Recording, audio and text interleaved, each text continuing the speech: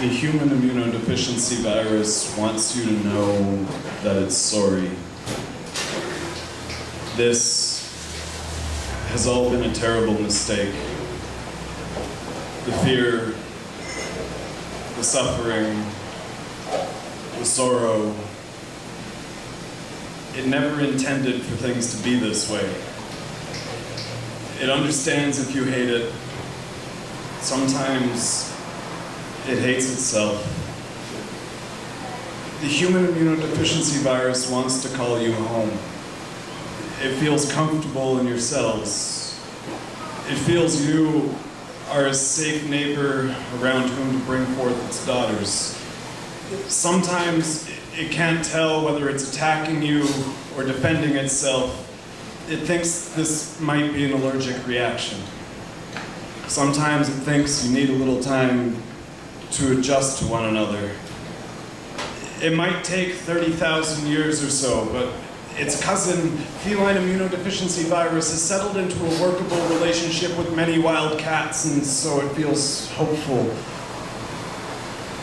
The human immunodeficiency virus doesn't expect you to forgive it. It simply hopes that someday you can live long and happy lives together, a pair of old survivors putting a troubled past behind them.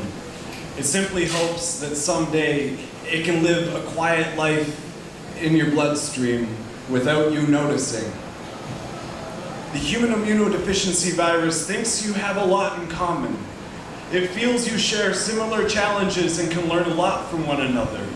It would like to point out that it was born around the same time that you began attacking the planetary immune system, and so it feels your karma is entangled. That might not make logical sense, but then again, neither does attacking your host. It feels you are laboring under a shared misunderstanding of hospitality. You may not want to hear what it has to say. You may never get along. You may never agree with one another, but still, the human immunodeficiency virus would like to say this to you. Love is a fundamental element of life. Never stop loving one another. Never stop touching one another. Your blood is still sacred. Your skin on skin will always be holy. Love is but the highest and hardest task of life.